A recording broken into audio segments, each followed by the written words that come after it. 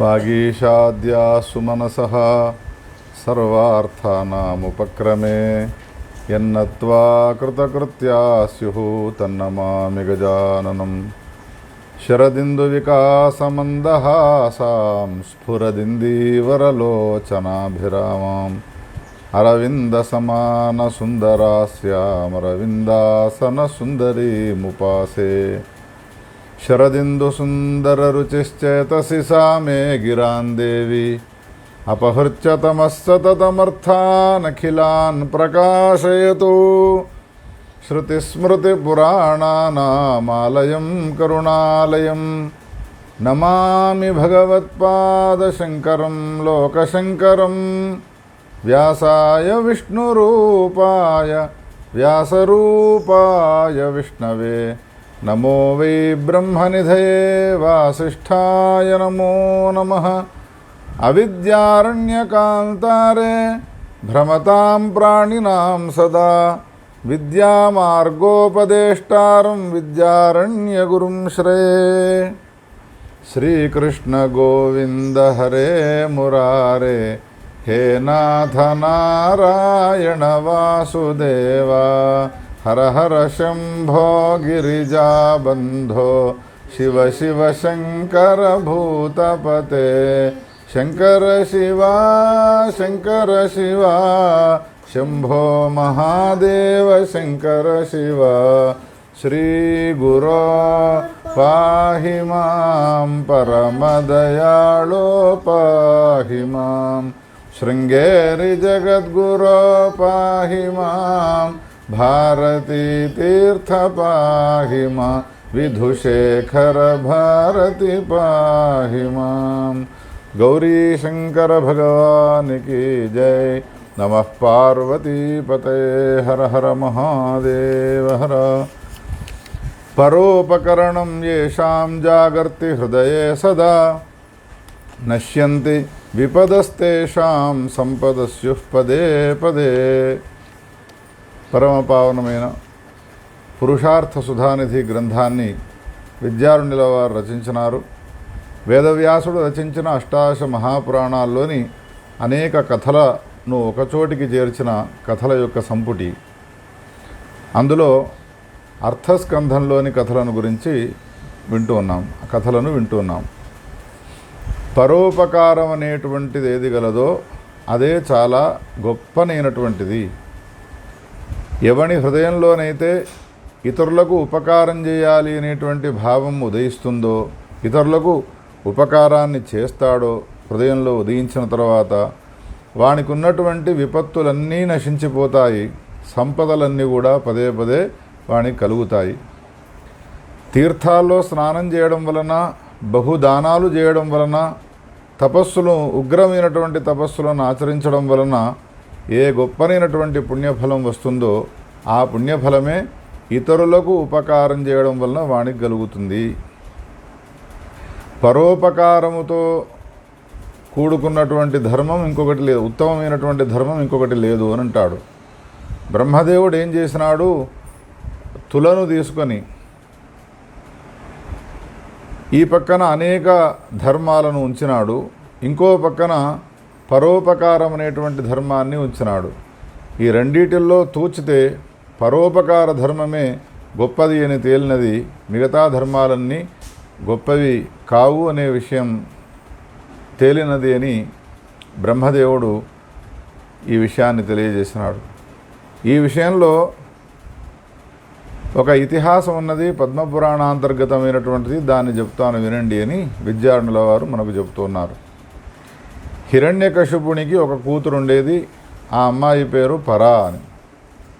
త్వష్ట అనేటువంటి పేరు గల బ్రాహ్మణోత్తముణ్ణి ఆమె వివాహం చేసుకున్నది.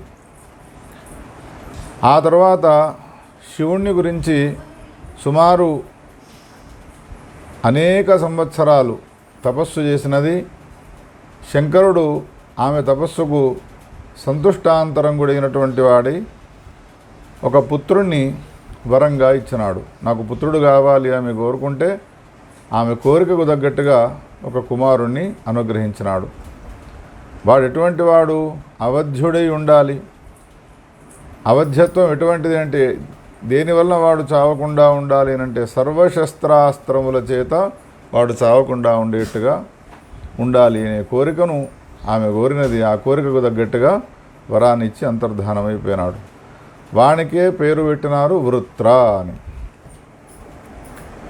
ఈ వృత్రుడు బలసంపన్నుడై ఉన్నాడు, బల గర్వితుడై ఉన్నాడు కాబట్టి ఇంకా స్వర్గలోకంలో ఉన్నటువంటి ఇంద్రుని పైన దండయాత్ర చేసినాడు. ఒకటి కాదు, రెండు కాదు, 5000 సంవత్సరాలు ఇంద్రునికి వృత్రాసురునికి భీకరమైనటువంటి సంగ్రామం జరిగినది. కానీ ఆ సంగ్రామంలో ఇంద్రుడు జయించలేకపోయినాడు. తన చేతిలో వజ్రాయుధం ఉన్నప్పటికీ కూడా వజ్రాయుధం యొక్క శక్తి కూడా వాడిపైన పారలేదు. వాడు జయించినాడు, స్వర్గలోకాధిపత్యాన్ని స్వీకరించినాడు. ఇంద్రుడు ఆ సమయంలో స్వర్గలోకాన్ని వదిలిపెట్టి బ్రహ్మలోకానికి వెళ్ళి తనను తాను దాచుకున్నాడు. దేవతాగణాలతో కూడుకున్నటువంటి వాడి బ్రహ్మలోకంలో ఉన్నాడు. ఆ సమయంలో వృత్రాసురుడు వారి గురువు అయినటువంటి శుక్రాచార్యుల వారిని అడుగుతూ ఉన్నాడు, ఏమయ్యా, శత్రుశేషాన్ని ఉంచకూడదు అని అంటారు కదా గురువుగారు, ఇప్పుడు ఇంద్రుడు ఎక్కడికి పోయినాడు అని ప్రశ్న వేసినాడు. వేస్తే అప్పుడు శుక్రాచార్యుల వారు అన్నారు, ఇంద్రుడు తలదాచుకునేందుకోసమై బ్రహ్మలోకానికి వెళ్ళినాడు అన్నాడు. బ్రహ్మలోకానికి వెళ్ళినాడు అనంటే ఆ తరువాత అన్న మాట ఏమిటి? వృత్రాసురుడు, ఇంద్రుడు ప్రాణాలతో ఉన్నంత వరకు నాకు నిద్ర పట్టడం లేదు, అందుకని బ్రహ్మలోకానికి వెళ్ళి నేను ఇంద్రుని యొక్క సంహారాన్ని చేస్తాను అన్నాడు. అంటే అప్పుడు శుక్రాచార్యుల వారు అన్నాడు, బ్రహ్మలోకానికి ఎవరు పడితే వాళ్ళు ఎప్పుడు పడితే అప్పుడు వెళ్ళే అవకాశం లేదురా అన్నాడు శుక్రాచార్యుల వారు.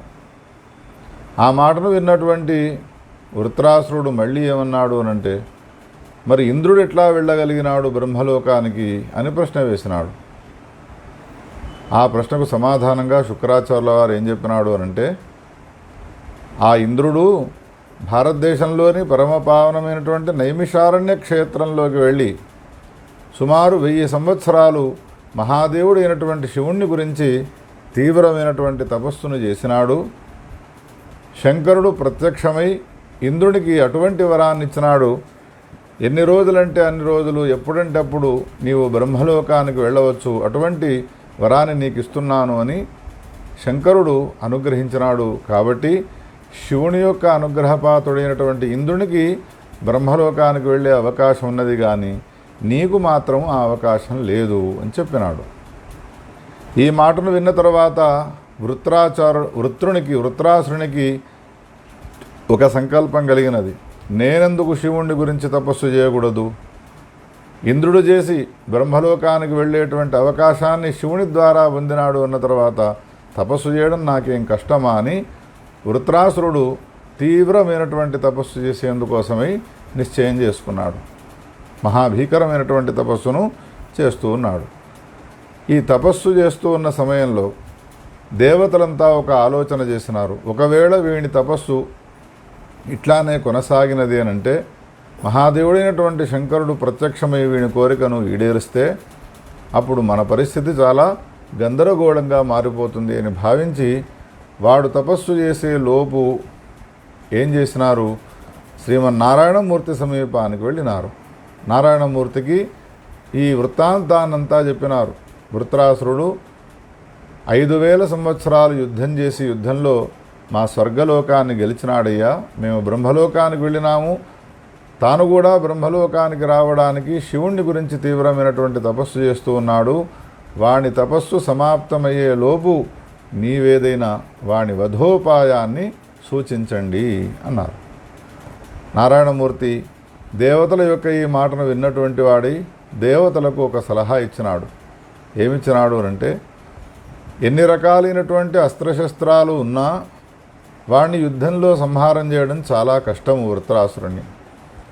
అందుకని అస్త్రశస్త్రాలతో వాడు అవధ్యుడై ఉన్నాడు అన్న తర్వాత ఎవరి అయిన ఎముకలను తీసుకొని ఆ ఎముకల ద్వారా తయారైనటువంటి అస్త్రాన్ని తయారు చేసి దానితో యుద్ధం చేసి యుద్ధంలో దాన్ని గనక ప్రయోగించినారు అంటే తప్పకుండా వాడు మరణాన్ని పొందుతాడు అనే విషయాన్ని చెప్పినాడు శ్రీమన్నారాయణమూర్తి.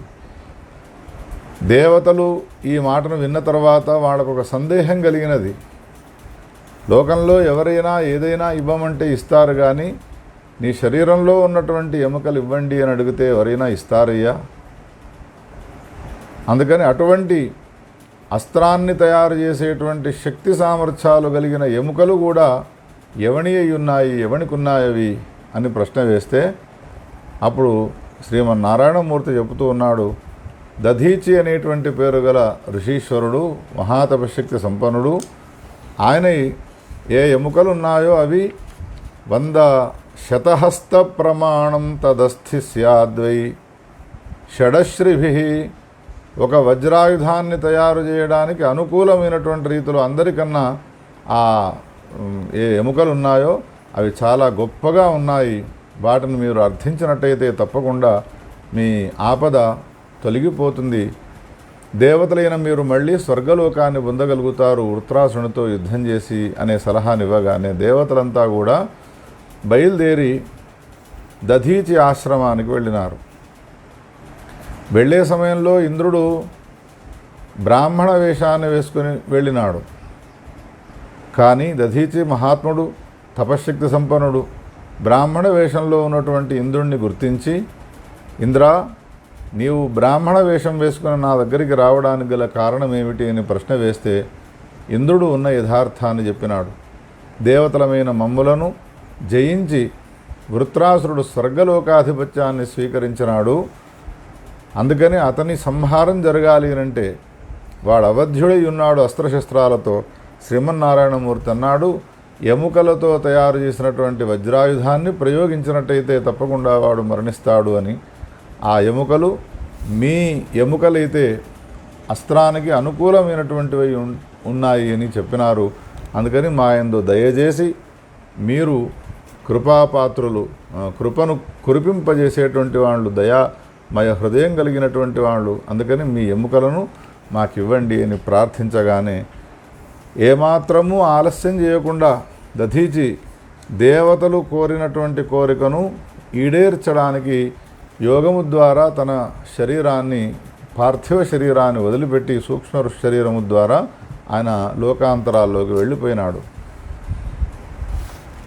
దేవతా శిల్పితో ఆయన శరీరంలో ఉన్నటువంటి ఎముకలతో దివ్యమైనటువంటి ఆయుధాన్ని తయారు చేసి వృత్రాసునితో భీకరమైనటువంటి సంగ్రామాన్ని చేసి ఆ సంగ్రామంలో ఎముకలతో అస్థితో తయారు చేయబడ్డటువంటి ఆ ఆయుధాన్ని ఎప్పుడైతే ప్రయోగించినారో వాడు భస్మసాతైపోయినాడు. వృత్రాసురుడు సంహరింపబడ్డాడు, వాడు మరణించినాడు. దేవతలంతా కూడా సంతోషపడ్డారు. పోగొట్టుకున్నటువంటి స్వర్గలోకాన్ని మళ్ళీ ఇంద్రుడు పొందగలిగినాడు అనేటువంటి ఈ కథను తెలియజేసి, ఏవం దధీచి దేవానాముపకారాయ భూసురాః సర్వైరపి సదారక్ష్యం అత్యజచ్చ కలేబరం. లోకంలో ఎవరైనా నీ ఎముకలను ఇవ్వు అని అడగానే ఇస్తారా? నా శరీరాన్ని ఇవ్వమంటే ఎవరైనా ఇస్తారా? కానీ దధీచి ఇతరులు నా వలన ఉపయోగపడుతూ ఉన్నారు, ఇతరులకు నాకు సంబంధించిన శరీరంలోని ఏ ఒక్క అవయవమైనా అది ఉపయోగానికి అనుకూలమవుతుంది అన్న తర్వాత ఇంకా నేను ఈ శరీరాన్ని ధరించి ఏం ప్రయోజనము, ఇంతకన్నా పరమ ఉత్కృష్టమైనటువంటి ధర్మం ఏదైనా ఉన్నదా అని ఆలోచించి తన శరీరంలో ఉన్నటువంటి ఎముకలను దానం చేసినాడు. పరోపకారం అనేటువంటిది చాలా శ్రేష్టమైనటువంటి ధర్మమయ్యా. అందుకని ఎవరైతే ధర్మాన్ని ఆచరించాలనేటువంటి కోరిక గలవారై ఉన్నారో ఇతరులకు తన సమీపంలో ఉన్నటువంటి శక్తి సామర్థ్యాలను అనుసరించి ఉపకారం చేసేటువంటి లక్షణాన్ని అలవర్చుకోవాలి. అది చాలా గొప్పనైనటువంటి ధర్మము అనే విషయాన్ని తెలియజేసినాడు విద్యారణ్యుల వారు. ప్రాణానపి త్యజంత్యేవ నాపకారం కథంచన యశరీరే బద్ధాశాః స్వశరీరేతు నిస్పృహాః తస్మాత్ పరోపకారో హి కరణీయః ప్రయత్నతః. శరీరంలో ఎంతవరకు మనకు ప్రాణాలు ఉంటాయో అంతవరకు ఇతరులకు ఉపకారాన్ని కలిగించేటువంటి అనేక రకాలైనటువంటి సహాయాలను మనం ఆచరించాలి అనే విషయాన్ని ఈ కథామూలకంగా మనకు విద్యారణుల వారు తెలియజేసినారు. ఇంకొక మాటను ఏం చెప్పినారు వచ్చే అధ్యాయంలో అనంటే, పాపాలు అనేక రకాలుగా ఉంటాయి, కానీ ఆ అనేక రకాల పాపాల్లో కూట సాక్ష్యము అంటే అబద్ధపు సాక్ష్యం చెప్పడము అనేటువంటిది ఏదైతే ఉన్నదో అది చాలా భయంకరమైనటువంటి అపరాధము, అది చాలా పెద్దనైనటువంటి అపరాధము, అధర్మము అని పిలుస్తారు. పాపాలు నీవేవైనా చేయి, కానీ అబద్ధపు సాక్ష్యాన్ని మాత్రం చెప్పకు అని వ్యాసుడు చెప్పినటువంటి ఈ కథను స్కంద పురాణంలోనిది మనకు ఇక్కడ చెప్పుతున్నాడు పురుషార్థ సుధానిధిలో. యహ కూటసాక్ష్యం వదతి సతు సర్వాధమో మతః తం దృష్ట్వా క్రూరకర్మాణం పశ్యేత్ భాస్కర మండలం. కూటసాక్ష్యం ఎవడైతే చెప్తాడో, అబద్ధపు సాక్ష్యాన్ని చెప్పినటువంటి వాడు ఎవడైతే ఉంటాడో వాడు సర్వ అధముడై ఉంటాడు. అటువంటి వాడిని గనక ఒకవేళ మనం చూసినాము అనంటే మనకు పాపము సంక్రమిస్తుంది. వాణ్ణి చూడడం వలన మనకు సంక్రమించిన పాపాన్ని తొలగించుకోవాలంటే తక్షణం మనం సూర్యునికి నమస్కారం చేయాలి. సూర్యుని యొక్క దర్శనం చేసుకొని, కూట సాక్ష్యం చెప్పేవాడు నాకు ఈనాడు కనబడ్డాడయ్యా, ఆ పాపాన్ని నుండి నాకు నివృత్తిని అనుగ్రహించు అని సూర్యునికి నమస్కారం చేయాలి. ఏ పాపాలు చేసినా మొట్టమొదట పాప పరిహారం కోసం చేసుకునేటువంటి సులభమైనటువంటి ఉపాయాన్ని వ్యాసుడు మనకు చెప్పినాడు. సూర్యునికి నమస్కారం చేయాలి, గోవుకు నమస్కారం చేయాలి, బ్రాహ్మణునికి నమస్కారం చేయాలి అని. అంకుశేన వశం యాతి మదధారాయుతో గజః కూటసాక్షీనకేనాపి వశం యాతి దురాశయః. మదం గారుతున్నటువంటి ఏనగనైనా కానీ వశం చేసుకోవచ్చును, అంకుశం గనక ఒకవేళ మావటి వాని చేతిలో ఉన్నది అనంటే. కానీ ఎవడైతే కూట సాక్ష్యం చెప్పేటువంటి వాడున్నాడో అటువంటి దుష్టుడు, దుర్మార్గుడు ఎవ్వడికి వశంగాడు, అంతటి దుర్మార్గుడై ఉంటాడు వాడు. ఈ విషయంలో నేను ఒక కథ చెప్తాను వినండి అని కథను చెప్తూ ఉన్నాడు. సనత్ కుమారుడు చెప్పినటువంటి కథ ఇది. పూర్వకాలంలో శివుని కుమారుడైనటువంటి కుమారస్వామి స్కందుడు, ఆయన చేయవలసినటువంటి అనేక కార్యాలు ముందు ఉన్నాయి. ఆయన పుట్టినదే రాక్షస సంహారం కోసము, లోక కళ్యాణం కోసం ఆవిర్భవించినాడు. దేవతల యొక్క కార్యాన్ని నిర్వహించడం కోసమే ఆవిర్భవించినాడు. ఓ పర్వత శిఖరం పైన కూర్చొని అద్భుతమైనటువంటి తపస్సును చేస్తూ ఉన్నాడు.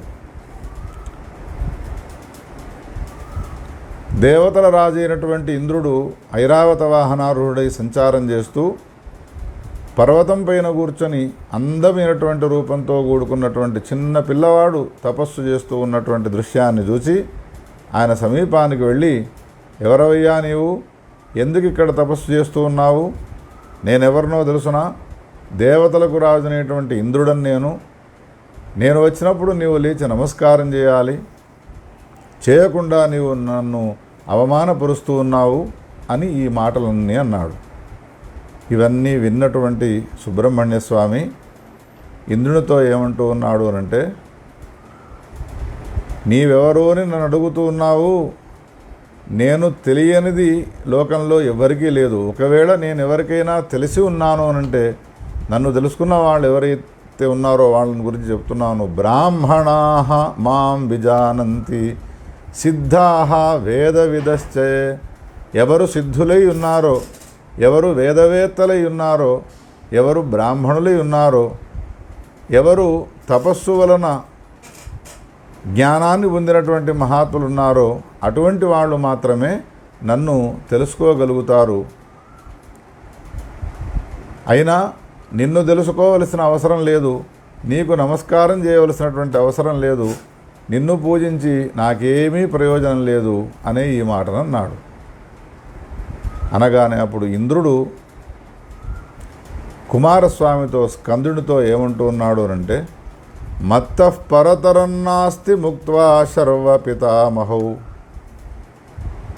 శంకరుడు బ్రహ్మదేవుడు వాళ్ళిద్దరినీ వదిలిపెట్టి నాకన్నా గొప్పనైనటువంటి వాడు ఈ లోకంలో ఇంకెవరు కూడా లేరు.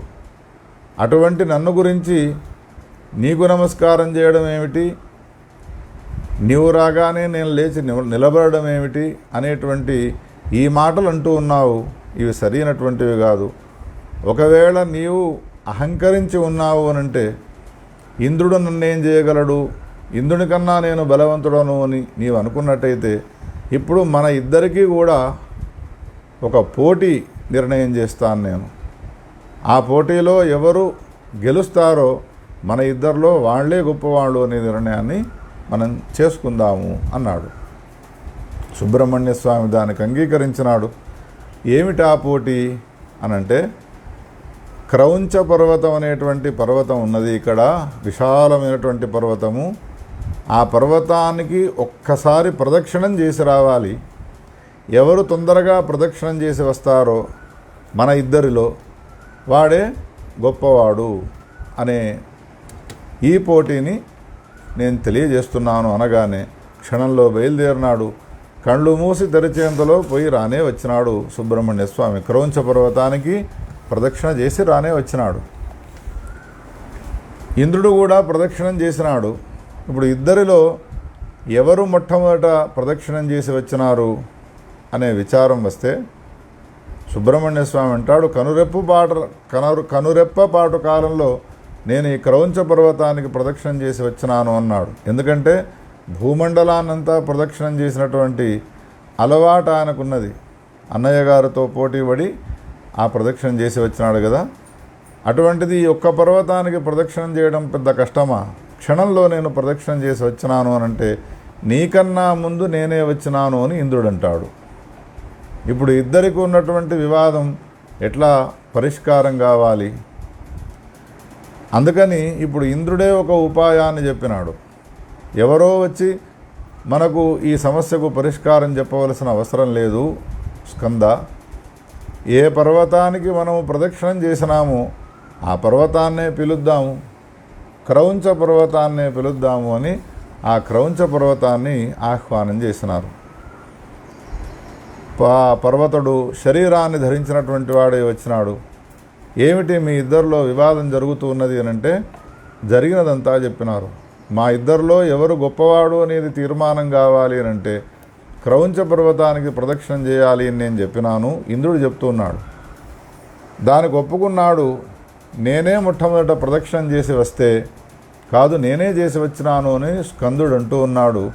మా ఇద్దరిలో ఎవరు మొట్టమొదట ఈ పర్వతానికి ప్రదక్షిణం చేసి వచ్చినారో నీవే నిర్ణయం చేసి చెప్పవయ్యా క్రౌంచ అన్నాడు ఇంద్రుడు. దేవతలకు రాజు, అందుకని మొట్టమొదట స్కంద స్వామి ప్రదక్షిణం చేసి వచ్చినప్పటికీ కూడా ఈ పిల్లవానికి ఎందుకు అనవసరంగా ఈ సాక్ష్యం చెప్పాలి అని భావించి, లేదు దేవతల రాజు అయినటువంటి ఇంద్రుడవైన నీవే మొట్టమొదట ప్రదక్షిణం చేసి వచ్చినావు అని అబద్ధపు సాక్ష్యాన్ని చెప్పినాడు. చెప్పగానే ఏమైనది పరిస్థితి? పపాత శిఖరం తూర్ణం కులిశేన హతం యథా. గదతో తలను కొడితే తల ఏ విధంగా పగిలిపోతుందో ఆ విధంగా పర్వతం యొక్క పైన ఉండేటువంటి శిఖరం ఉన్నదో ఆ శిఖరం పగిలిపోయినది. దీనివలన యథార్థాన్ని తెలుసుకున్నటువంటి సుబ్రహ్మణ్య స్వామికి క్రౌంచుని విషయంలో ఆవేశం, కోపం వచ్చినది. మేమిద్దరము ప్రదక్షిణం చేసినాము. ప్రదక్షిణం చేసిన వాళ్లలో స్కందుడనైన నేనే మొట్టమొదట ప్రదక్షిణం చేసి వచ్చిన సంగతి నాకు ఆత్మవిశ్వాసం ఉన్నది. ఉన్న మాటను ఉన్నట్టుగా చెప్పకుండా కూట సాక్ష్యాన్ని చెప్పినాడు ఈ క్రౌంచుడు అని ఆవేశానికి వచ్చినటువంటి వాడి కోపముతో ఏం చేసినాడు? ఏకస్థే తేజసి వాషు శశిభాస్కరయోరివ. తన సమీపంలో ఉన్నటువంటి శక్తిం సముత్క్షిప్య, శక్తి అనేటువంటి పేరు గల ఆయుధం ఉన్నదో ఆ ఆయుధాన్ని ప్రయోగించి దండించినాడు క్రౌంచుణ్ణి. దండించగానే ఏమైనది?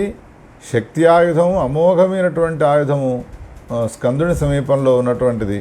దాన్ని ప్రయోగించగానే ఇదివరకే శిరోభాగం ఏదైతే ఉన్నదో అది శిఖర భాగము ముక్కలు చెక్కలైపోయినది.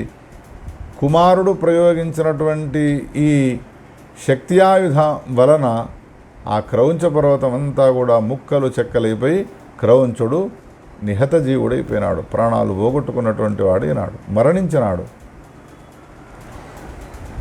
ఎప్పుడైతే క్రౌంచుని యొక్క మరణం జరిగినదో, వాడు మరణించినాడనేటువంటి విషయం తెలిసినదో, ఆయన భార్యలంతా కూడా ఆయన చుట్టూ కూడా కూర్చొని ఏడవడం ప్రారంభించినారు. ఆ సందర్భంలో మేరు, హిమాలయ, వింధ్య, కైలాస, గంధమాదన, పారియాత్ర, సహ్య, నిషధ అనేటువంటి పేర్లు గల అనేక పర్వతాలన్నీ శరీరాన్ని ధరించుకొని వచ్చి పర్వత కులంలో, పర్వత కుటుంబంలోని వాడైనటువంటి క్రౌంచుడు ఈ విధంగా దారుణంగా సంహారానికి గురైనాడు అనే విషయాన్ని తెలుసుకుని అందరూ బాధపడుతూ ఉన్నారు. అందరికీ విషయం తెలిసినట్టుగానే పార్వతీదేవికి కూడా ఈ విషయం తెలిసినది. పాపం ఆమె కూడా వచ్చి ఏడుస్తూ ఉన్నది, బాధపడుతూ ఉన్నది. ఒక్కసారి మనం పార్వతీదేవిని అడుగుదాం, అమ్మా నీవెందుకు వచ్చి క్రౌంచుడు మరణించినాడని బాధపడుతూ ఉన్నావు అని అంటే, భ్రాతృపుత్రం హతం శ్రుత్వా, తన అన్నగారైనటువంటి మైనాకుని పుత్రుడు వీడు క్రౌంచుడు అనేటువంటి వాడు, అందుకని అల్లుడు మరణించినాడు అని ఆమె బాధపడుతూ ఉన్నది. అనేక మంది బాధపడుతున్నారు, ఏడుస్తున్నారు. పార్వతీదేవి ఏడుస్తూ ఉంటే, బాధపడుతూ ఉంటే, ఆయనతో పాటు మహాదేవుడైనటువంటి శంకరుడు కూడా అక్కడికి వచ్చినాడు. శంకరుడు సుబ్రహ్మణ్య స్వామి సమీపానికి వెళ్ళి సుబ్రహ్మణ్యుతో అంటూ ఉన్నాడు, చూసినావా, క్రౌంచుడు నీ చేత సంహరింపబడడం వలన ఇంతమంది దుఃఖితులైనారా. ముఖ్యంగా నీకు జన్మనిచ్చినటువంటి ఏ తల్లి గలదో పార్వతీదేవి, ఆమె కూడా గిరిరాజసుత భృశం అభవచ్చోక సంతప్త, చాలా దుఃఖాన్ని అనుభవిస్తూ ఉన్నది. అందుకని వీళ్ళ దుఃఖాన్ని నీవు తొలగించగలవా అని అంటే, అప్పుడు స్కందుడు అన్నాడు, నేను ఈ క్రౌంచుడిని ఎందుకు సంహారం చేసిననే విషయం తెలుసుకో తండ్రి. మొట్టమొదట కూట సాక్ష్యాన్ని చెప్పినాడు వీడు, అబద్ధపు సాక్ష్యాన్ని చెప్పినాడు. అబద్ధపు సాక్ష్యం ఎవడు చెప్తాడో వాడు ప్రాణాలతో ఉండకూడదు, వాడు మహా అపరాధం చేసిన వాడు అవుతాడు. అందుకని నేను వాడిని దండించినాను.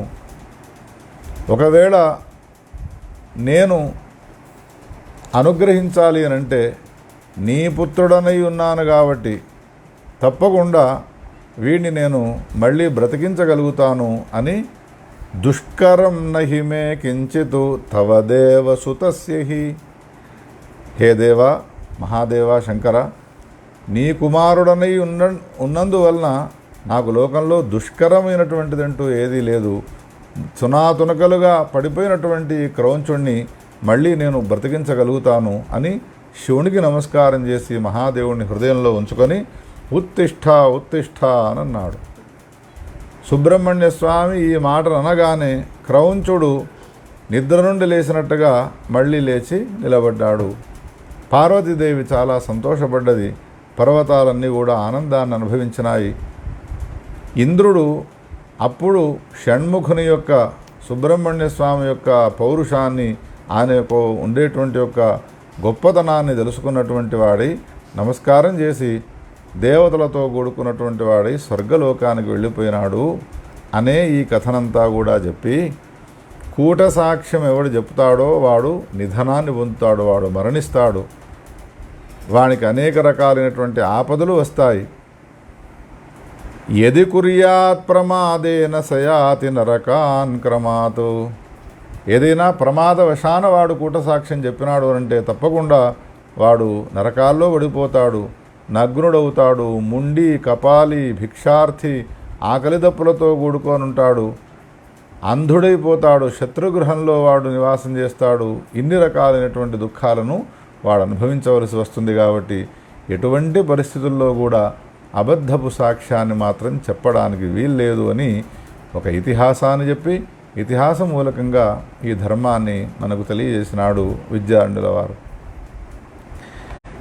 ఆ తరువాత యః ప్రకృత్యా అధమః క్రూరో మహతాం కాంక్షతే యది పదం తదపి సంప్రాప్తః క్షిప్రమేవ వినశ్యతి. ఎవనికి ఏది స్థాయి ఉన్నదో ఆ స్థాయికి తగ్గట్టుగా స్థానాన్ని కోరుకుంటూ ఉండాలి. స్థాయిని మించినటువంటి కోరిక అనేటువంటిది ఏదైతే ఉన్నదో అది సరైనటువంటిది కాదు. నీవు తపస్సుల వలన దాన్ని సాధించినా ప్రయోజనం లేనటువంటిది అవుతుంది. అందుకని భగవంతుడు నీకు ఏ స్థానాన్ని ఇచ్చినాడో, ఏ పదవిని నీకు ఇచ్చినాడో, ఏ వృత్తిని నీకు ఇచ్చినాడో దానితో సంతోషాన్ని, సంతృప్తిని పొందాలి తప్ప అత్యాశకు పోయి నీకు సామర్థ్యము లేనటువంటి స్థానాన్ని నేను పొందాలి అనే ప్రయత్నం చేసినావు అంటే నీకు ఆ నాశనం అనేటువంటిది తప్పదు అన్నాడు. ఈ విషయంలో నేను ఒక కథను చెప్తాను అని ఒక కథను చెప్పడం ప్రారంభించినాడు. సుగదుడు అనేటువంటి పేరు గల హిరణ్యకశిపుని యొక్క కుమారుడు కైలాస భవనానికి వెళ్ళినటువంటి వాడై బ్రహ్మనుద్దేశించి తీవ్రమైనటువంటి తపస్సును చేసినాడు. ఎంతకు బ్రహ్మదేవుడు ప్రత్యక్షం కావడం లేదు. అప్పుడు ఆ సుగదుడు ఏం చేసినాడు అంటే చిత్వా చిత్వా నిజం దేహం అగ్నౌ జుహ్వన్ దివానిషం, రాత్రింబవళ్ళు వాని శరీరంలో ఉన్నటువంటి మాంసాన్ని ముక్కలు ముక్కలు చేస్తూ అగ్నిహోత్రంలో వేస్తూ ఉన్నాడు, హోమం చేస్తూ ఉన్నాడు. సిద్ధగంధర్వాదులంతా, దేవతలంతా కూడా హాహాకారాలు చేస్తూ ఉన్నారు. అబ్బో, వీడు చేసేటువంటి తపస్సు తీవ్రమైనది, ఇటువంటి తపస్సును ఇదివరకు ఎవరూ చేయలేదు, ఇక ముందు ఎవరు చేయరేమో అనుకుంటూనే ఉన్నారు. ఇంతలో బ్రహ్మదేవుడు వానికి తప్పనిసరైన పరిస్థితుల్లో ప్రత్యక్షం కావలసి వచ్చినది. బ్రహ్మదేవుడు ప్రత్యక్షమైనాడు. నీకు ఇవ్వకూడని వనమంటూ లేదురా, నీకేం వరం కావానో కోరుకో అన్నాడు. అంటే ఆ దైత్యుడు అంటాడు, ఒకవేళ నా విషయంలో నీవు ప్రసన్నుడవి ఉన్నట్టయితే హే బ్రహ్మ, నేను సురేషత్వాన్ని కోరుకుంటూ ఉన్నాను. దేవతలకందరికీ కూడా ఈశ్వరుడనై ఉండాలి, ఇంకా ఇంతకన్నా నాకు రెండవ వరం అవసరం లేదు అనే ఈ కోరికను కోరుకున్నాడు. బ్రహ్మదేవుడు తథాస్తు అన్నాడు, అంతర్ధానమైపోయినాడు. ఎప్పుడైతే వరదృప్తుడైనాడో, వరాన్ని పొంది అహంకారంతో కూడుకొని ఉన్నాడో అప్పటి నుండి అన్ని భూతాలను హింసిస్తూ ఉన్నాడు. ఋషులను, బ్రాహ్మణులను యజ్ఞయాగాది క్రతువులు చేయకుండా చేయడము, బ్రాహ్మణులను సంహారం చేయడము, దేవతలను బెదిరించడము, ఇటువంటి పనులన్నీ కూడా చేస్తూ ఉంటే యజ్ఞయాగాది క్రతువులు ఆగిపోయి దేవతలంతా కూడా నిరాశా నిస్పృహలతో ఉన్న సమయంలో నారాయణమూర్తి సమీపానికి వెళితే నారాయణమూర్తి తన శరీరంలో నుండి ఒక స్త్రీని సృష్టించినాడు. సుందర అని పేరు ఆమెకు. అనేక రకాలైనటువంటి లావణ్య సౌందర్యాలతో కూడుకున్నటువంటి అమ్మాయి హావభావాలను ప్రకటిస్తూ నారాయణమూర్తి యొక్క ఆదేశాన్ని స్వీకరించినటువంటిది. ఎక్కడైతే ఈ సుగదుడు అనే పేరు గల దైత్యుడున్నాడో వాని రాజ్యానికి బయలుదేరి వెళ్ళినది. చాలా సుందరమైనటువంటి రూపంతో కూడుకున్నటువంటి ఈమె సుగదుని సమీపానికి వెళ్ళి, నీవు నాతో యుద్ధం చేయి, యుద్ధంలో నేను నిన్ను సంహారం చేస్తాను అంటున్నది. ఆమె రూపాన్ని చూసినటువంటి సుగదుడు, ఇంత లావణ్యమూర్తివి, ఇంత సౌందర్యవతివైనటువంటి నీతో యుద్ధం చేయడం నాకు నచ్చడం లేదు. నేను యుద్ధంలో ఇంద్రాదులనందరినీ కూడా జయించినాను, కానీ నీ మోహంలో ఓడిపోయి నిన్ను మాత్రం యుద్ధం చేసి యుద్ధంలో సంహారం చేయడం నాకు ఇష్టం కావడం లేదు. నిన్ను నేను వివాహం చేసుకుంటాను అని ఇటువంటి మాటలు వాడంటూ ఉంటే అప్పుడు ఆ సుందర ఏమంటూ ఉన్నది అంటే, నాకు సంబంధించినటువంటి పరాక్రమాన్ని చూపెడతాను, క్షణకాలంలో నీవు నాతో యుద్ధం చేయని యుద్ధానికి ఇంకా ప్రేరేపణ ఇచ్చినది. భీకరమైన సంగ్రామం జరిగినది. తన చేతిలో ఉన్నటువంటి విష్ణుదత్తమైనటువంటి ఖడ్గాన్ని ప్రయోగించి ఆ దానవుని యొక్క శిరస్సును ఖండించినది. వాడు ప్రాణత్యాగం చేసినాడు, వాడి ప్రాణాలు పోయినాయి, వాడు మరణించినాడు.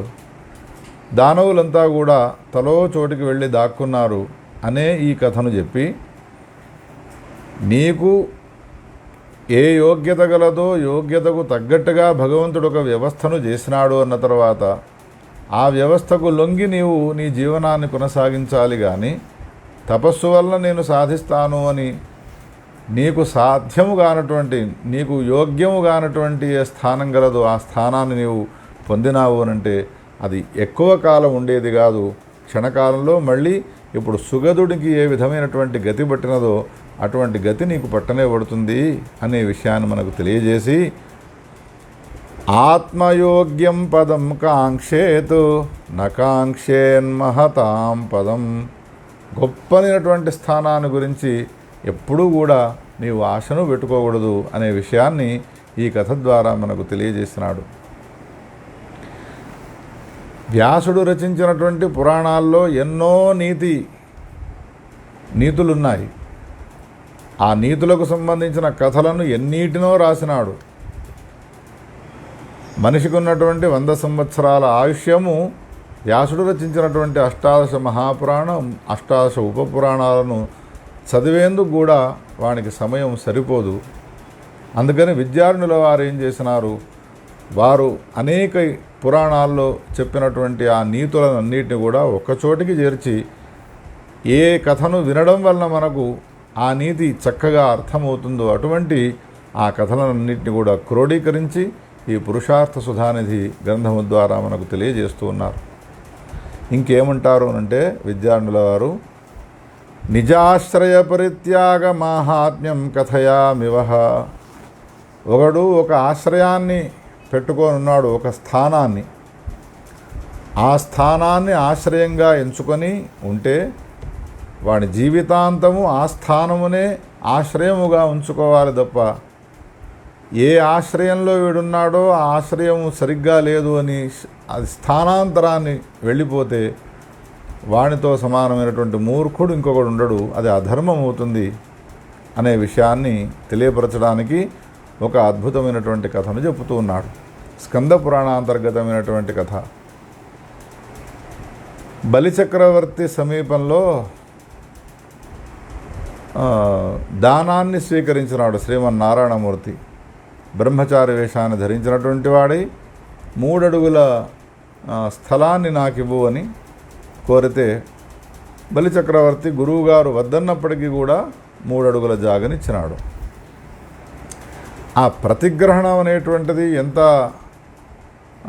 కష్టంగా ఉంటుంది అనంటే, దానం చేసిన వాడు గొప్పవాడు అవుతాడు. సపాతునికి కనుక ఒకవేళ దానం చేసినాడు అనంటే, ఎవడు ప్రతిగ్రహించినాడో ప్రతిగ్రహించిన వానికి దానం చేసిన వానికి సంబంధించినటువంటి ఏ దోషాలు ఉన్నాయో అవన్నీ సంక్రమిస్తాయి.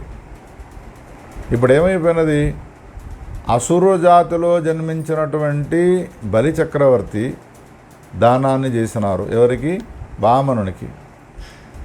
వామనుడు ప్రతిగ్రహణం చేసినప్పటికీ, ఐశ్వర్యానంతా పొందినప్పటికీ కూడా అలక్ష్మీకుడైనాడు. అంటే ఆయన దగ్గర ఐశ్వర్యం ఉన్నా కానీ వెలవెలబోతూ ఉన్నది. అది దేవతలకు ఉపయోగపడేటువంటి ఐశ్వర్యంగా లేదు. అందుకని లక్ష్మీమాప్తుం అశక్తో భూదు ఆసురశ్రీ పరిగ్రహాతు విచార్య పద్మభూర్దేవాన్. దేవతలందరితో కూడుకొని వామనుని విషయంలో బ్రహ్మదేవుడు ఒక ఆలోచన చేసి, హే దేవతలారా, మీరంతా కూడా వామనునితో కూడుకొని భారతదేశంలో ఉన్నటువంటి నదులన్నిటిల్లో స్నానం చేయండి. అసురుని ద్వారా మీరు దానాన్ని ప్రతిగ్రహించినారు కాబట్టి ఆ ఐశ్వర్యము మీకు భోగయోగ్యము కాకుండా ఉన్నది. ఆ ఐశ్వర్యానికి మళ్ళీ మీకు భోగయోగ్యం కావాలి అని అనుకుంటే మీరు చేయాల్సిన పని ఏమిటంటే, భారతదేశంలో ఉన్నటువంటి తీర్థయాత్రలన్నీ కూడా చేసిరండి, పాపాలన్నీ పరిహారం అయిపోతాయి. ఎవడు దానం చేస్తాడో వాడు యోగ్యుడైన వాడు కాకపోతే ఆ దానం వలన వచ్చినటువంటి ధనము వీనికి భోగయోగ్యం కాదు. అది ఐశ్వర్యం ఉంటుంది కానీ అది అనుభవించడానికి యోగ్యమైనటువంటిది ఉండదు. అందుకని ఏం చేయాలి, ఆ పాప పరిహారం కోసం తీర్థయాత్రాటన చేస్తూ ఉండాలి. మీరు వెళ్ళండి అనగానే అప్పుడు దేవతలందరితో కూడుకున్నటువంటి వాడి వామనుడు యాత్రలు చేస్తూ పుష్కర క్షేత్రానికి వెళ్ళినాడు. పుష్కరంలో స్నానం చేసినారు. ఎంతో అద్భుతమైనటువంటిది పుష్కర తీర్థము. ఆ పుష్కర తీర్థంలో స్నానం చేసిన తర్వాత విశాలమైనటువంటి ఆ సరస్సులో రకరకాలైనటువంటి కమలాలు వికసించున్నాయి. అందులో అగస్త్యుల వారికి 1000 రెక్కలతో కూడుకున్నటువంటి ఒక కమలం దొరికినది. ఆ కమలాన్ని సరస్సులో నుండి తీసి తీరాన పెట్టి మళ్ళొక్కసారి మునక వేసి వస్తాను అని పుష్కరంలోకి వెళ్ళి స్నానం చేసి రావడానికి ఎప్పుడైతే దిగినాడో ఇంద్రుడు సూక్ష్మరూపాన్ని ధరించినటువంటి వాడి ఆ 1000 రెక్కలతో కూడుకున్నటువంటి కమలాన్ని అంతర్ధానం చేసినాడు, ఎత్తుకపోయినాడు. స్నానం చేసి బయటికి వచ్చినటువంటి అగస్త్యుల వారు తాను తెంపక వచ్చినటువంటి ఆ 1000 రెక్కలతో కూడుకున్నటువంటి కమలము కనిపించకపోయే వరకు ఎవరు నా కమలాన్ని అపహరించినారో చెప్పండి అని ప్రశ్న వేసినాడు. అప్పుడు అనేక మంది ఋషులు అనేక రకాలైనటువంటి రీతుల్లో సంభాషణ చేసినారు, వాళ్ళ స్థాయికి తగ్గట్టుగా. ఇదంతా విశాలమైనటువంటి కథ. అందులో ఇంద్రుడు ఏమన్నాడు అనంటే, ఎవడైతే అనేక యజ్ఞాలను ఆచరించి స్వర్గలోకాన్ని అధిరోహించి ఉన్నాడో వాడే నీ కమలాన్ని అధిరోహించినాడు అనగానే దేవతలంతా అనుకున్నారు, ఈ కమలాన్ని అపహరించినది సూక్ష్మరూపాన్ని ధరించి ఇంద్రుడే ఈ పనిని చేసినాడు అని. ఏమయ్యా ఇంద్ర, అగస్త్యుల వారు తెచ్చుకున్నటువంటి కమలాన్ని ఎందుకు నీవు అపహరించినావు అని ప్రశ్న వేస్తే దానికి సమాధానం ఏం చెప్పినాడు అనంటే, ఋషులైన మీరంతా కూడా ఈ సందర్భంలో ఏ సమాధానాలు చెప్పుతారో వినాలి అనే ఉద్దేశంతో నేను ఈ పని చేసినాను అన్నాడు. అదంతా విస్తారం, ఎవరెవరు ఏ సమాధానాలు చెప్పినారో అదంతా విస్తారమైనటువంటి కథ. ప్రస్తుత మనకు ఉపయోగపడేటువంటి కథను విద్యార్థుల వారు చెబుతూ, పుష్కర క్షేత్రంలో ఈ ఘటన జరిగిన తర్వాత మళ్ళీ తీర్థయాత్రాటన చేస్తూ ఉన్నటువంటి దేవతలతో కూడుకున్నటువంటి వామనుడు సంచారం చేస్తున్న సమయంలో ఇంద్రునికి ఒక అడవిలో ఎండిపోయినటువంటి ఒక చెట్టు కనబడ్డది. ఆ చెట్టుకు ఒక రంధ్రం ఉన్నది, తొర్ర. దానిలో ఒక చిలుక నివాసం చేస్తూ ఉన్నది. ఇంద్రునికి చాలా ఆశ్చర్యం కలిగినది. చుట్టుపక్కల అనేక చిగురించినటువంటి వృక్షాలు ఉన్నాయి, పండ్లు వండినటువంటి వృక్షాలు ఉన్నాయి. అటువంటి అద్భుతమైనటువంటి వనంలో వృక్షాలన్నీ ఉంటూ ఉండగా ఎండిపోయినటువంటి వృక్షపు రంధ్రంలో తాను నివాసం చేస్తూ ఉన్నది చూచి ఆశ్చర్యచకితుడైనటువంటి వాడై ఇంద్రుడు ఆ చిలుక సమీపానికి వెళ్ళినాడు. వెళ్ళి చిలుకతో మాట్లాడుతూ ఉన్నాడు. ఏమే శుకమా, ఈ వనంలో ఇంత విశాలమైనటువంటి వృక్షాలు ఫలాలనిచ్చేటువంటివి ఉంటూ ఉండగా వాటన్నిటిని వదిలిపెట్టి ఎండిపోయినటువంటి ఈ వృక్షపు కోటరంలోనే, ఈ రంధ్రంలోనే ఎందుకు నీవు నివాసం చేస్తూ ఉన్నావు? వాన వచ్చినా ఇది రక్షించదు, ఎండ నుండి కూడా ఇది రక్షించదు అని ప్రశ్న వేస్తే అప్పుడు ఆ శుకము చెప్పుతున్నది ఏమని అంటే, హే ఇంద్ర, నేను పుట్టిన నాటి నుండి ఈ వృక్షంలోనే ఉంటూ ఉన్నాను. అప్పుడు ఇది చాలా పుష్పవంతము ఫలవంతమై ఉండింది. నీవు చూస్తున్న ఈ సమయంలో ఇది ఎండిపోయి ఉన్నది కానీ, కొమ్మలన్నీ పరిపోయి ఉన్నాయి కానీ, అంతకన్నా పూర్వము ఇది చాలా పుష్పభరితము, చాలా ఫలభరితమై ఉన్నది. అటువంటి ఈ వృక్షాన్ని ఆశ్రయించుకొని ఉండి దీనికి క్షీణదశ వచ్చినది అని అన్న తర్వాత దీన్ని వదిలిపెట్టి ఇంకో చోటికి వెళ్ళాలి అనేటువంటి కోరిక నాకు ఏమాత్రమూ రావడం లేదయ్యా. ఎందుకో తెలుసునా, నా సమీపంలో ఐశ్వర్యం ఉన్నంత వరకు నా దగ్గర ఉన్నావు, నేను దరిద్రుడును కాగానే ఇంకోడిని ఆశ్రయిస్తావా అని ఈ వృక్షం అనుకుంటుంది. అటువంటి కృతజ్ఞతను నేను చేయదలుచుకోలేదు అన్నది ఆ చిలుక. కృతజ్ఞహాస్యామహం దేవాః వృక్షమేనం పరిత్యజన్. ఈ వృక్షాన్ని కనుక ఒకవేళ నేను వదిలిపెట్టినాను అంటే కృతజ్ఞత గలవాడను గాను, కృతజ్ఞుడనవుతాను నేను. ఒకవేళ వేరే వృక్షానికి కనుక వెళ్ళినట్టయితే ఈ వృక్షం ఎంత బాధపడుతుంది? ఇంద్రుడు ఆశ్చర్యచకితుడైనాడు. అబుద్ధిరేవ పక్షీంద్ర స్వభావమనువర్తసే వసంతు చైవ ఖాదంతు ఫలాని చ యథా సుఖం. నీవు నీ దృష్టితో అంటూ ఉన్నావు, కానీ ఎండిపోయినటువంటి వృక్షం నీకేమీ నీడనిస్తుందా? నీకు చల్లదనాన్ని ఇస్తుందా? నీకు ఫలాలను ఇస్తుందా? ఆహారాన్ని ఇస్తుందా? అందుకని దీన్ని వదిలిపెట్టి వేరే చోటికి వెళ్ళు అనంటే ఆ చిలుక ఇంకో మాటను కూడా అన్నది. సచేతనులైనటువంటి వాళ్ళు లోకంలో ఎప్పటికీ చేతనంగా ఉండేటువంటి వాళ్ళు అగ్ని, వాయువు, నీళ్లు, ఆకాశం అనేటువంటి ఏ పంచభూతాలు ఉన్నాయో అవి సదా సర్వకాలాలు సచేతనాలై ఉంటాయి. ఈ వృక్షాన్ని మాత్రము పరమాత్మ ఎండిపోయిన తర్వాత అచేతనం చేసినాడు. దీన్ని ముందు చేతనంగా ఉండేది, ఇప్పుడు ఇది అచేతనమైపోయి ఉన్నది. ఇది సంసారంలో ఉండేటువంటి లక్షణమేనయ్యా ఇది. తస్మాత్ అచేతనత్వం హి వృక్షేష్వేవ సురేశ్వర తథా చ బుద్ధిం వృక్షాణం కథం కుర్యామ సర్వశః. దీనికి సహజమైనటువంటి లక్షణం ఇది, ఎండిపోవడం అనేటువంటిది. ఇప్పుడు దీన్ని దృష్టిలో ఉంచుకొని ఈ వృక్షాన్ని వదిలిపెట్టి వేరే వృక్షానికి వెళ్ళడం నాకు ఇష్టం లేదు అనే ఈ మాటలను అంటూ ఉంటే ఇంద్రుడు చాలా ఆశ్చర్యపోతున్నాడు. ఎంత చెప్పినప్పటికీ ఈ వృక్షాన్ని వదిలిపెట్టను, ఇక్కడే ఉంటాను అంటూ ఉన్నది అని ఆశ్చర్యచకితుడవుతున్నాడు ఇంద్రుడు.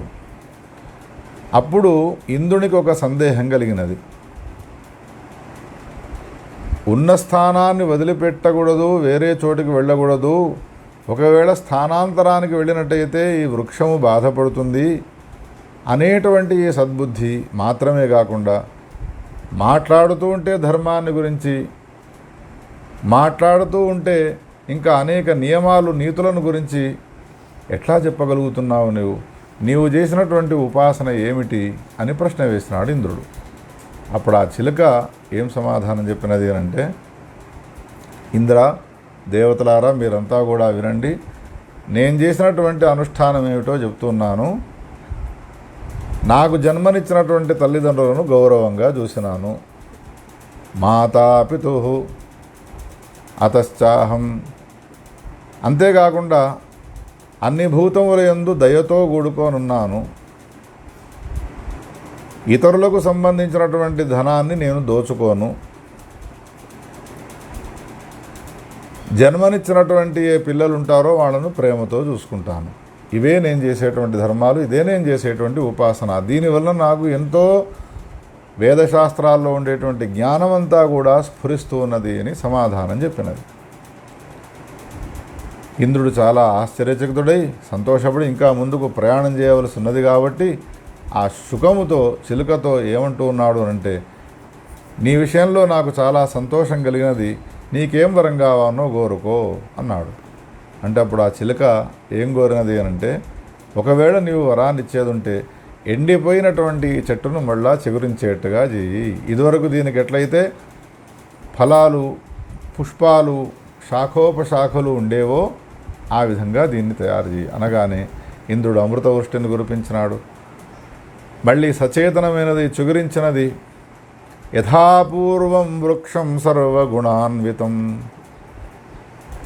ఆ తర్వాత ఆ చిలుకని ఈ విధంగా అనుగ్రహించి అక్కడి నుంచి వేరే చోటికి పోయి తీర్థయాత్రలన్నీ కూడా చేసి అసురప్రాప్తమైనటువంటి ఐశ్వర్యాన్ని మళ్ళీ భోగయోగ్యంగా చేసుకున్నారు అనే ఈ కథను వర్ణించి చెప్పి విద్యార్థుల వారు ఏమంటూ ఉన్నారు అంటే, తస్మాత్ సర్వప్రయత్నేన స్వాశ్రయం న పరిత్యజేతు. అందుకని ఏ దాన్ని మనం ఆశ్రయంగా బ్రతుకుతూ ఉన్నామో ఆ ఆశ్రయాన్ని ఎప్పుడూ కూడా వదిలిపెట్టకూడదయ్యా. శ్రీ భూకామో మహాభాగ. ఈ లోకంలో కానీ పరలోకంలో కానీ నీకు శ్రేయస్సు లభించాలి అంటే ఆశ్రయం ఇచ్చినటువంటి ఏ స్థానం అయితే ఉంటుందో దాన్ని వదిలిపెట్టడం అనేటువంటిది సమంజసం కాదు అనే విషయాన్ని ఈ కథ ద్వారా మనకు తెలియజేసినారు. వదిలిపెట్టకుండా ఉండడం వలన ఆశ్రయానికి కూడా ఒక విధమైనటువంటి మేలును చేసినది ఒక చిలుక, మళ్ళా పునర్వైభవాన్ని కలిగేట్టుగా చేసినది. అందుకని వ్యాసుడు చెప్పినటువంటి ఏ కథలున్నాయో అవి పొద్దుపోకుండా చెప్పినటువంటి కథలు అని భావించకుండా ఆ వేదాల్లో చెప్పబడ్డటువంటి ఒక శాసనం వలె ఆ ధర్మం ఎటువంటిది అనంటే, వ్యాసుడు తన నోటి నుండి చెప్పినాడు అనంటే ఎంతో వెలగలిగినటువంటి మాటలే చెప్తాడు ఆయన, ఎంతో విలువగలిగినటువంటి మాటలనే చెప్తాడు ఆయన అని భావించి ఆ కథలన్నిటి కూడా శ్రవణం చేసి మనము కూడా జీవనంలో వీటినన్నిటి కూడా అలవరుచుకునే ప్రయత్నాలు చేయాలి. అందుకని విద్యార్థుల వారు వీటన్నిటిని కూడా సేకరించి చెప్తూ ఉన్నారు. సర్వేషామపి పాపానాం నిష్కృతిః కథితా బుధైః సర్వేష్వపి చ శాస్త్రేషు కృతఘ్నే నాస్తి నిష్కృతిః. లోకంలో అనేక జనులు రకరకాలైనటువంటి పాపాలను చేస్తూ ఉంటారు. రకరకాలైనటువంటి పాపాలకు రకరకాలైనటువంటి ప్రాయశ్చిత్తాలు కూడా ఉన్నాయి. మహాపాపాలకు ప్రాయశ్చిత్తాలు లేవు అని అంటారు, కానీ వ్యాసుడు పురాణాల్లో అటువంటి మహాపాపాలకు కూడా ప్రాయశ్చిత్తాలు చెప్పినాడు. కానీ ప్రాయశ్చిత్తం లేని పాపం ఏదైనా ఉన్నదా అనంటే అది కేవలం ఒక కృతజ్ఞత. ఎవడు మనకు సహాయం చేసినాడో ఆ సహాయం చేసిన వానికి సహాయం చేయడం పక్కన ఉంచి వాడిని మోసం చేయడం, దీన్నే కృతజ్ఞత అని అంటారు. ఇటువంటి కృతజ్ఞత పాపాన్ని ఎవడైతే చేస్తాడో వానికి ప్రాయశ్చిత్తం లేదుగాక లేదు.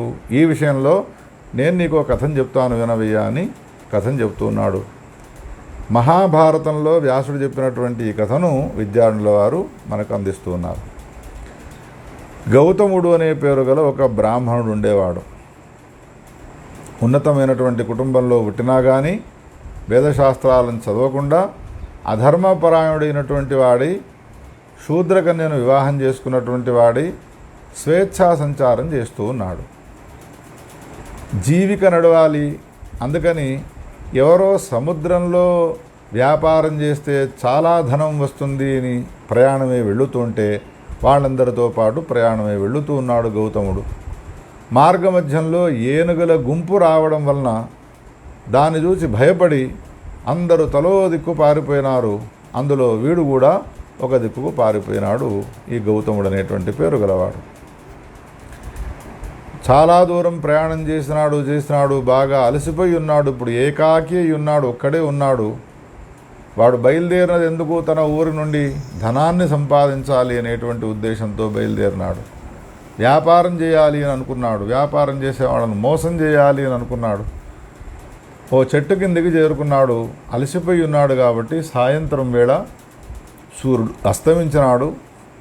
ఇక్కడ ఈరోజు విశ్రాంతి తీసుకొని తెల్లవారి మళ్ళీ ప్రయాణం చేస్తాను అని విశ్రాంతి కోసమే ఆ చెట్టు నీడన ఆగినాడు. సరిగ్గా 10-15 నిమిషాల లోపు అక్కడికి ఆ చెట్టును ఇల్లుగా భావించేటువంటి ఒక కొంగ పొద్దున కాగా తెల్లవారగానే వెళ్ళిపోతుంది అడవిలోకి. సాయంత్రం కాగానే మళ్ళీ ఆ వృక్షానికి వచ్చి చేరుతుంది. అది తన ఇల్లు, తన ఆశ్రయం. అది పక్షులు ఆ విధంగా కొన్ని వృక్షాలను ఎన్నుకుంటాయి, ఇది మా ఇల్లు అని. ఆ విధంగా వచ్చి విశ్రాంతి తీసుకుంటుంది. కొమ్మ పైన వచ్చి వాలిన తర్వాత ఆ కొంగకు కింద చూసిన తర్వాత ఒక అతిథి వచ్చిన విషయం తెలిసినది. ఈ కొంగకు ఒక పేరున్నది, నాళీజంఘుడు అని పేరు వానికి. నాళీజంఘుడు. వృక్షము తన ఇల్లైనప్పుడు ఆ వృక్షపు ఛాయలో విశ్రాంతి తీసుకుంటూ ఉన్నటువంటి వ్యక్తి ఎవడైతే ఉంటాడో వాడు తన ఇంటికి వచ్చినాడు అనే భావాన్ని పొందినది ఆ కొంగ. అందుకని కిందికి వచ్చి, స్వాగతం భవతే విప్రాదిష్ట్యా ప్రాప్తోసి మే గృహాన్. హే బ్రాహ్మణోత్తమ, నా అదృష్టం బాగా ఉండి నీవు నా ఇంటికి ఈనాడు వచ్చినావు, నీకు స్వాగతాన్ని పలుకుతూ ఉన్నాను. సంధ్యాకాలం ఆసన్నమైనది. ఈనాడు నీవు నాకు ప్రియ అతిథిగా ఉన్నావు అని అతిథికి ఏ విధమైనటువంటి పూజలను చేస్తారో లోకంలో మానవులు వాటిని అన్నిటి కూడా చేస్తున్నది. ఆసనాన్ని వేసినది కూర్చోవడానికి, అక్కడ ఇక్కడ వెళ్ళి చెట్లకు ఉన్నటువంటి పండ్లను తీసుకువచ్చినది ఆహారంగా స్వీకరించను, ఒక దొన్నెలో నీళ్లు తీసుకువచ్చి ఇచ్చినది తాగమని. చలి బాగా ఉన్నది అని ఆయన చలితో బాధపడుతుంటే పుల్లలన్నీ ఒక చోటికి చేసి ఒక చోటు నుండి అగ్నిని తీసుకువచ్చి నిప్పు రాజేసినది. ఈ విధంగా చేసి అవన్నీ భక్షించిన తర్వాత పడుకుందాము అనుకుంటే నేలపైన రాళ్ళున్నాయి. అందుకని ఆకులనన్నిటిని ఒక చోటికి చేర్చి మెత్తటి పరుపు వలె చేసి దీనిపైన పడుకోమన్నది. ఈ విధంగా విశ్రాంతి తీసుకుంటూ ఉన్న సమయంలో రాత్రి మాట్లాడుతూ కబుర్లు చెప్పుతూ వాడిని విశ్రాంతి విశ్రాంతి సమయంలో ఆయన మాట్లాడించాలి అని మాట్లాడిస్తూ, ఎవరవయ్యా నీవు, ఎందుకోసం నీవు ప్రయాణమైనావు, ఎటు వెళుతున్నావు తెలుసుకోవాలనే కుతూహలంతో ఉన్నాను అన్నది ఆ కొంగ నాడీజంగుడు. అప్పుడు ఈయన అన్నాడు బ్రాహ్మణుడు, నేను దరిద్రుడనై ఉన్నాను, సముద్ర తీరంలో వ్యాపారం చేసి ధనాన్ని సంపాదించాలనే ఉద్దేశంతో బయలుదేరి వెళుతూ ఉన్నాను. మార్గమధ్యంలో ఏనుగుల గుంపు వచ్చినది, అందరం చెల్లా చెదురైపోయినాము, నేను ఈ అరణ్యానికి వచ్చి చేరుకున్నాను అని ఈ విధంగా చెప్పగానే అప్పుడు ఆ కొంగ అనే మాటలు ఎంత గొప్పగా ఉన్నాయి. చతుర్విధాహి అర్థగతి బృహస్పతి మతే యథా. బృహస్పతి ఆచారుల వారి సిద్ధాంతాన్ని దృష్టిలో ఉంచుకొని ఐశ్వర్యాన్ని పొందడం అనేటువంటిది 4 రకాలుగా ఉంటుంది అని అంటారయ్యా. పశుపక్షాదులకు ఎన్ని ధర్మాలు తెలుసునో మానవ జన్మ ఎత్తిన వాళ్లకు ధర్మాలు తెలియకపోవడం ఎంత శోచనీయమై ఉన్నది. ఏమంటూ ఉన్నది ఆ కొంగ నాడీజంగుడు? 4 విధాల ఏమిటి అవి? మిత్రం, రూప్యం, హిరణ్యంచ, కృషిశ్చేతి చతుర్విధ. 4 విధాలు ఇవి. దాంట్లో ఇప్పుడు నీవు నాతో 7 మాటలు మాట్లాడినావు కాబట్టి, నాకు స్నేహితుడవి ఉన్నావు కాబట్టి, మిత్రం, ఇప్పుడు నేను మిత్రుడనై ఉన్నాను కాబట్టి మిత్రుని ద్వారా ధనాన్ని సంపాదించడం అనేటువంటిది ఒకటి ఉంటుంది. నీవు ఈరోజు విశ్రాంతి తీసుకో, తెల్లవారిన తర్వాత నీకు దారిద్ర్యాన్ని పోగొట్టేటువంటి ఒక ఉపాయాన్ని చెప్తాను అని వాడు విశ్రాంతి తీసుకున్న తర్వాత తెల్లవారగానే ఆ కొంగ ఆ ఆకాశానికి ఎగిరి వెళ్ళిపోతూ ఈయనకు ఒక ఉపాయం చెప్పినది. ఇక్కడి నుండి నీవు ఈ ఉత్తర దిక్కుకు ప్రయాణమై వెళ్ళు, ఒక 10 మైళ్ళు నీవు వెళ్ళగానే అక్కడ విరూపాక్షుడు అనేటువంటి పేరు గల రాక్షసాధిపతి మా స్నేహితుడు ఒకడు ఉంటాడు, వాని సమీపానికి వెళితే నీకు తప్పకుండా ఐశ్వర్యం లభిస్తుంది, నేను పంపినాను అనే మాటను కూడా ఆయనకు చెప్పు విరూపాక్షునికి అని పంపించినది. కొంగ తన దారిన తాను వెళ్ళిపోయినది అరణ్యానికి. ఇప్పుడు ఈ గౌతముడు ప్రయాణమైనటువంటి వాడి నడుస్తూ నడుస్తూ విరూపాక్షుని యొక్క ఆ ఉండేటువంటి చోటికి చేరుకున్నాడు. ఆయనకు నమస్కారం చేసినాడు. ఎవరయ్యా నీవు అంటే వృత్తాంతం అంతా చెప్పినాడు. నన్ను గౌతముడు అనే పేరుతో పిలుస్తారు,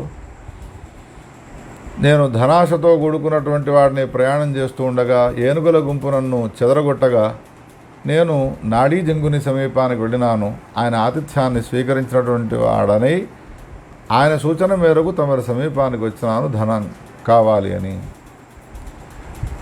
అనగానే నీది ఏ కులము అని ప్రశ్న వేసినాడు ఆ విరూపాక్షుడనే పేరు గల రాక్షసాధిపతి. మాది బ్రాహ్మణ కులము అన్నాడు. అయితే నీవు వేదశాస్త్రాలను చదువుకున్నావా అన్నాడు. నేను వేదాన్ని చదవలేదు, శాస్త్రాన్ని అధ్యయనం చేయలేదు, నాకు సంధ్యావందనం కూడా రాదు అన్నాడు. అయితే నీ నివాసం ఎక్కడా అని అన్నాడు. నివాసం ఎక్కడా అనే ప్రశ్న వేస్తే నేను శబరులు అనేటువంటి పేరు గల ఏ అంత్యజాతీయులు ఉంటారో వాళ్ళ సమీపంలో ఉంటాను. పోని నీ భార్య ఎక్కడ ఉంటుంది, దాని కులం ఏమిటి అన్నాడు. అది శూద్ర స్త్రీని నేను వివాహం చేసుకున్నాను అన్నాడు. దానం చేయడానికి ఏ యోగ్యతలు ఉంటే దానం చేస్తాను అని విరూపాక్షుడు అనుకుంటాడో వాటన్నిటికీ వ్యతిరేకమై ఉన్నాయి వీనిలో. ఇప్పుడు దానం ఎట్లా చేయడం? కాకపోతే ఒక్క యోగ్యత ఉన్నది వీనిలో. ఆ యోగ్యత ఏమిటి అనంటే తన స్నేహితుడైనటువంటి ఆ నాడీజంఘుడు తన సమీపానికి పంపించినాడు కాబట్టి వీనికి సహాయాన్ని చేయాలి. ఒకవేళ వీనికి సహాయం చేయక పంపించినాను అనంటే ఏమయ్యా, ఎవరినో నేను దారిన పోయే దానయ్యను పంపిస్తే వానికి నీవు సహాయం చేయకుండా ఉన్నావా అని నొచ్చుకుంటాడు నా మిత్రుడు అని భావించి వీనికి ఎట్లా దానం చేయాలి అని ఆలోచన చేస్తూ ఉన్నాడు. ఇంతలో కార్తీక మాసం 1000 మంది బ్రాహ్మణులకు భోజనం పెట్టాలి అని సంకల్పం చేసినాడు ఆయన.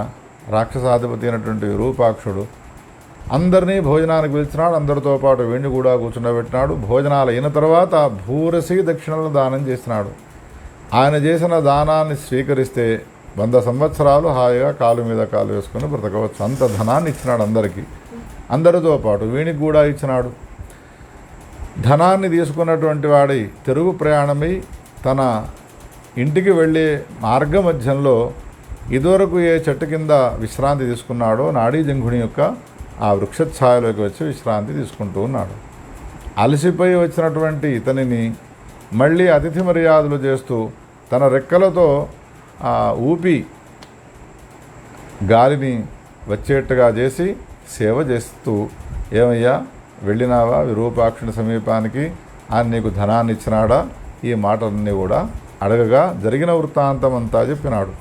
నాకు సమృద్ధిగా ధనాన్ని ఇచ్చినాడు, కష్టం లేకుండా నేను నీ మూలకంగా ధనాన్ని సంపాదించగలిగినాను అని. ఇంతటి సహాయాన్ని ఉపకారాన్ని ఈ నాడీజంఘుడు చేస్తే, నాడీజంఘునికి ఈ బ్రాహ్మణి పైన ఉపకారం చేసినాను అనే ఒక సంతృప్తి ఉన్నది. అది కూడా అరణ్యానికి వెళ్ళి అలసిపోయి వచ్చినది కాబట్టి దానికి నిద్ర వచ్చినది. ఈ నాడీజంఘుడు ఈ గౌతముని పక్కనే విశ్రాంతి తీసుకుంటూ ఉన్నాడు. ఆ కొంగ ఆయనకు కూడా నిద్ర వచ్చినట్టుగా వచ్చినది. కానీ ఒక ఆలోచన వస్తున్నది. ఏమిటి? ఈ ధనాన్ని తీసుకొని వెళ్ళాలి అని అంటే ఇంకా 2 రోజులు ప్రయాణం చేయాలి, మార్గమధ్యంలో నాకు ఆహారం కావాలి. అందుకని ఆహారం ఏది అని ఆలోచిస్తే పక్కనే ఉన్నటువంటి కొంగ కనిపించినది. సమృద్ధమైనటువంటి శరీరంతో ఉన్నది, బాగా ఆహారాన్ని సేకరించి.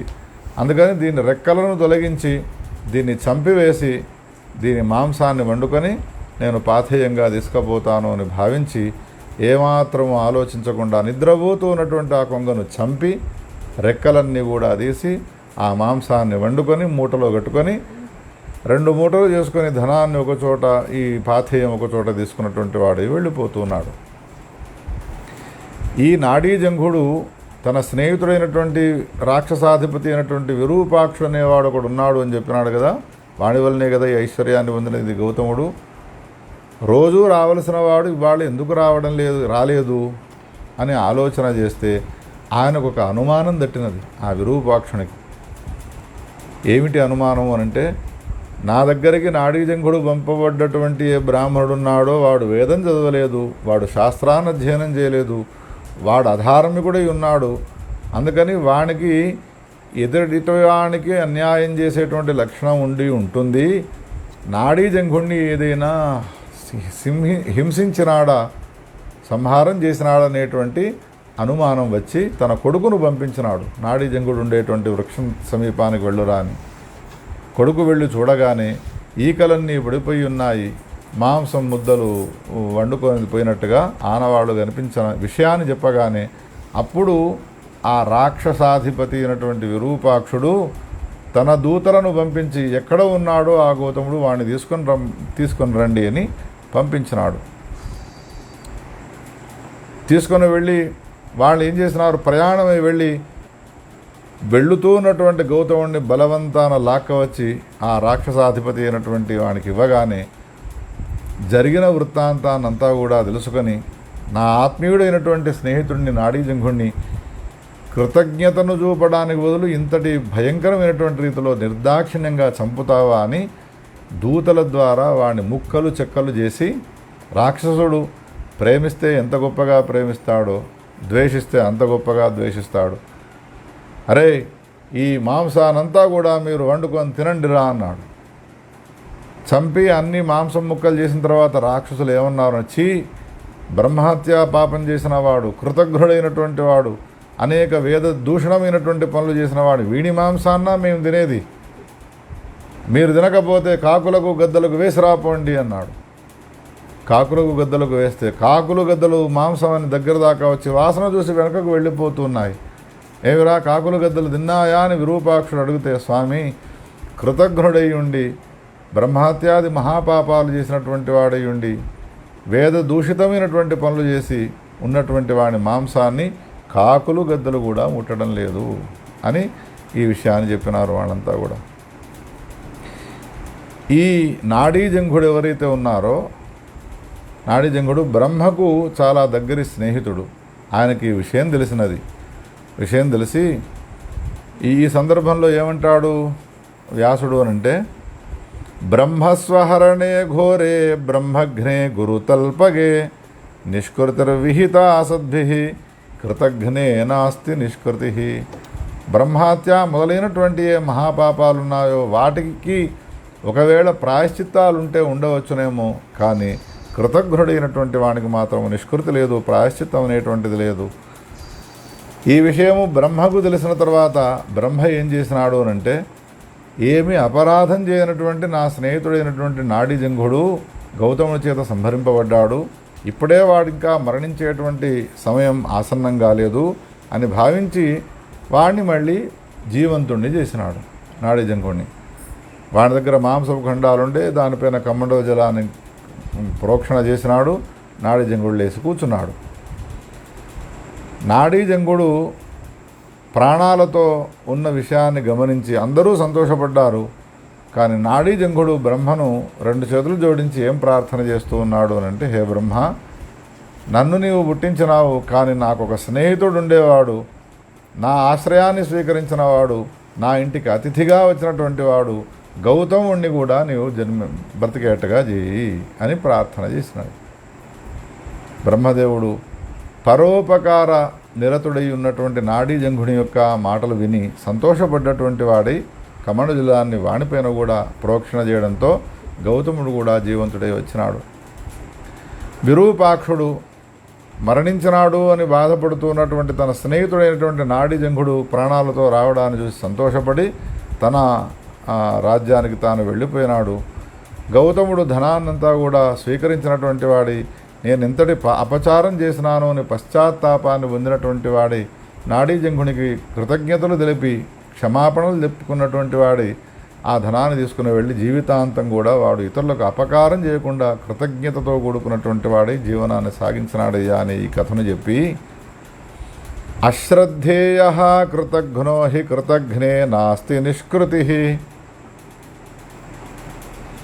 సేతుం దృష్ట్వా సముద్రస్య భ్రూణః అపి విముచ్యతే. సేతు దర్శనాన్ని కనుక చేసుకున్నట్టయితే, రామేశ్వరంలో ఉన్నటువంటి సేతును దర్శనం చేసుకుంటే చాలు సముద్ర తీరంలోకి వెళ్ళి అయినటువంటి భ్రూణ హత్యను చేసినటువంటి వానికి విముక్తి ఉంటుంది. బ్రహ్మ సురాపి అయినటువంటి వాళ్ళు కూడా ఆ సేతు దర్శనం వలన వాళ్లకు విముక్తి లభిస్తుందేమో. కానీ కృతఘ్నో నైవ ముచ్యతే, కృతఘ్నుడైనటువంటి వానికి మాత్రము ఎటువంటి ప్రాయశ్చిత్తము లేదు. అందుకని కృతఘ్నత అనేటువంటిది చాలా కఠినమైనటువంటి పాపమయ్యా, చాలా తీవ్రమైనటువంటి పాపం అది, ప్రాయశ్చిత్తము లేనటువంటి పాపం అది. అందుకని మానవ జన్మ ఎత్తిన తర్వాత మానవుడు ఏ విధంగా ఉండాలి అంటే కృతజ్ఞతతో కూడుకొని ఉండాలి, కానీ కృతఘ్నుడు కాకూడదు. కృతజ్ఞుడై ఉన్నట్టయితే సర్వలోకాల చేత వాడు పూజింపబడేవాడవుతాడు, ఈ లోకంలో పూజనీయుడవుతాడు, లోకాంతరంలో కూడా వాడిని అందరూ కూడా గౌరవిస్తారు. ఇదే ధర్మము అని సోదాహరణపూర్వకంగా ఈ కథాభాగాన్ని మనకు తెలియజేసినాడు. ఇటువంటి అమృతము వంటి కథలనన్నిటి కూడా వ్యాసుడు ఎక్కడెక్కడ చెప్పినాడో వాటన్నిటిని ఒక్కచోటికి చేసి విద్యారణుల వారు మనకి